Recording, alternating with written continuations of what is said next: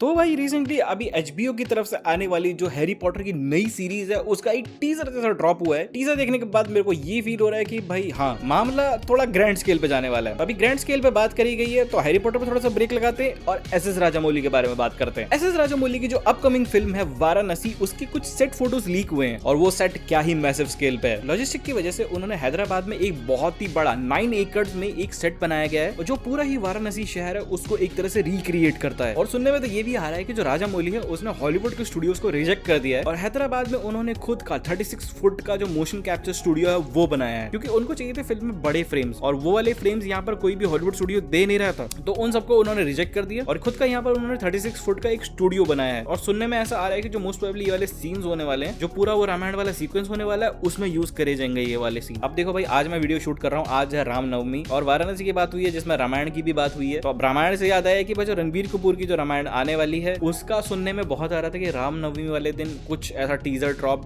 हो सकता है, बट आज के दिन ऐसा कुछ ड्रॉप हुआ नहीं। मे बी आगे ड्रॉप हो या बस सिनेमाकॉन में ड्रॉप हो सकता है, बट आज कुछ नहीं आया। That's very disappointing. मैं बहुत ज्यादा एक्साइटेड हूँ उसके लिए। अब मैसिव स्केल की बात थोड़ी सी कंटिन्यू करते हैं। अब बात करते हैं धुरंधर के बारे में। यहाँ पर उसकी कोई बॉक्स ऑफिस कलेक्शन नहीं बताने वाला हूँ, यहाँ पर ये बताने वाला हूँ कि जो धुरंधर है मे बी लीगल ट्रबल में आ चुकी है। यहाँ पर जो तमिलनाडु है वहाँ पर धुरंधर 2 से लेकर थोड़ी सी लीगल टेंशन चल रही है, क्योंकि वहाँ पर चल रहे हैं इलेक्शन और ये वाली मूवी भाई रुकने का नाम नहीं ले रही है। तमिलनाडु की गवर्नमेंट है वो चाहती है कि यहाँ पर इस वाली मूवी को थोड़ा सा बैन कर दिया जाए या फिर रोक दिया जाए, क्योंकि यहाँ पर तमिलनाडु में इलेक्शन चल रहे हैं और मोस्ट प्रोबेबली ये वाली जो मूवी है उस इलेक्शंस को इन्फ्लुएंस कर सकती है। आजकल जो ये प्रोपेगेंडा वाली जो चीज चल रही है मे बी उससे कनेक्टेड हो, बट हाँ कह रहे हैं कि भाई ये मूवी इन्फ्लुएंस कर सकती है इलेक्शंस को, तो इस मूवी को कुछ दिनों के लिए एटलीस्ट इलेक्शन तक तो रोक लगा दी जाए इसको। अगली खबर जो निकल के आती है वो स्पाइडरमैन ब्रांड न्यू डे से निकल के आती है। तो रिसेंटली अभी आपको पता ही होगा इसका ट्रेलर रिलीज हुआ था और इस वाली ट्रेलर ने हर रिकॉर्ड्स की धज्जियां उड़ा दी है। यहाँ पर इस वाली ट्रेलर ने 1 बिलियन व्यूज, मतलब जहां जहां जिस प्लेटफॉर्म पे ये वाली ट्रेलर रिलीज हुआ था उन सबको अगर मिला दें तो इसने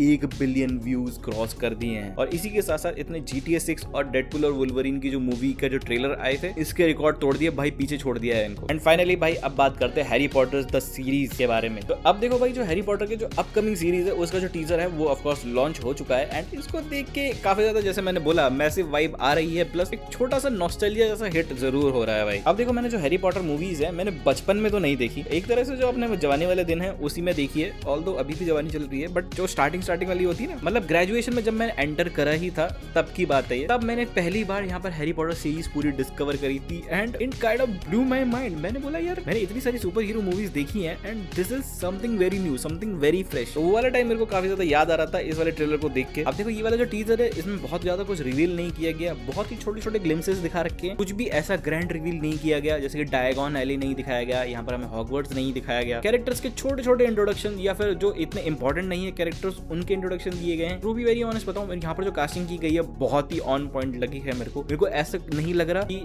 यहाँ पर ओके ये यहाँ नहीं जम रहा, एक्सेप्ट एक के यू नो मैं किसकी बात कर रहा हूँ, मैं यहाँ पर प्रोफेसर स्नेप के। मेरे को उससे दिक्कत नहीं है कि भाई वो ब्लैक बंदा है, बट यहाँ पर बहुत ही ज्यादा नैरेटिव चेंज हो जाएगा आगे जब कहानी बढ़ेगी। अब मैं यहाँ पर स्पॉइलर नहीं दे रहा हूँ, मोस्ट प्रोबेबली तुम्हें पता भी होगा मैं किसके बारे में बात कर रहा हूँ यहाँ पर। तो टू बी वेरी ऑनेस्ट बताऊँ तो मेरे को एक्जैक्टली नहीं पता कि कितने ऑनेस्टली इस चीज को यहाँ पर बुक्स से रेसिप्रोकेट किया जा रहा है। यहाँ पर आई डोंट नो बुक्स में कैसे कैरेक्टर्स हैं, यहाँ पर कैसे पोर्ट्रे किए जा रहे हैं, आई डोंट नो, बट इसको देख के ये तो फील हो रहा है कि भाई यहाँ पर काफी ज्यादा कोशिश की जा रही है कि जो मूवीज है उससे तो बिल्कुल ही अलग यहाँ पर दिखाया जाए, मतलब मूवी से इसका कनेक्शन ना हो, कि भाई उससे कोई कंपैरिजन ही ना हो। और ये सब भी ठीक है, बट मेरा सबसे ज्यादा दिमाग खराब हुआ जब मैंने इसके बजट के बारे में देखा। बट ये वाली सीरीज बन कितने बजट में रही है, तो जैसे मैंने देखा भाई यहाँ पर जो HBO Max है वो पूरी तरीके से कमिटेड है भाई ये वाली सीरीज बनाने के लिए। ये नेटफ्लिक्स वाला हिसाब नहीं है कि भाई चलो पहला सीजन बनाते हैं, देखते हैं कि भाई चलती है कि नहीं चलती, चलती है तो कंटिन्यू करेंगे, नहीं चलती तो भाई कैंसिल मार देंगे। नहीं है भाई, यहाँ पर इसके 7 सीजन है और 7 सीजन आएंगे ही आएंगे, कि चाहे पहले चले नहीं चले, दे डोंट केयर, ये आएंगे ही आएंगे 7 सीजन, और हर सीजन एक बुक पे डेडिकेटेड होगा। और रिपोर्ट्स की माने, जो कि कंफर्म भी नहीं है, हर एपिसोड का जो बजट होने वाला है वो 75 to 100 मिलियन डॉलर्स होने वाला है। और आपको नहीं पता तो मैं बता दूं कि जो मिड साइज बजट मूवीज होती हैं वो 100 मिलियन डॉलर्स के आसपास बनती हैं, मतलब 100 to 150 मिलियन डॉलर्स के आसपास बनती हैं मूवीज। यहाँ पर एक एपिसोड उतने ही बजट या उससे थोड़े से कम बजट में बन रहा है। अभी देखो कितना कंपेयर कर ही रहे हैं, तो एक कंपैरिजन और, जो गेम ऑफ थ्रोन्स का जो फाइनल सीजन था उसका पर एपिसोड बजट $15 मिलियन था। ये हिस्ट्री में वन ऑफ द महंगीएस्ट सीरीज बनने वाली है। ये भी भी सुनने में आ रहा है कि भाई इस वाले जो पूरा प्रोजेक्ट है इसका जो बजट इतना हाई इसलिए भी है क्योंकि यहाँ पर रियल लाइफ प्रैक्टिकल सेट्स बनाए जा रहे हैं और ये वाली जो सीरीज है over the period of 10 years यहाँ पर शूट होने वाली है। तो मिनिमम यहाँ पर 10 साल के लिए यहाँ पर सेट्स बनाए जा रहे हैं। मेजरली जितनी भी चीजें यहाँ पर शूट होनी है वो प्रैक्टिकल सेट्स पे शूट हो रही है। तो इसी वजह से भाई यहाँ पर बजट बहुत ज्यादा हाई है। तो भाई ये सब चीजें देख के और सुन के तो मेरे को ऐसा लग रहा है कि भाई कुछ तो क्रेजी होने वाला है और ये क्रेजीपन मेरे को देखना है बहुत जल्दी। और मैं पहले एपिसोड के लिए या पहले सीजन के लिए मैं बहुत ज्यादा एक्साइटेड हो चुका हूँ भाई। तो हाँ भाई ये थे इस बार के अपडेट्स। होप सो अपडेटेड हो गए। वीडियो अच्छी लगी तो लाइक करना, चैनल को सब्सक्राइब करना। मिलता हूं नेक्स्ट वीडियो के लिए। जय हिंद।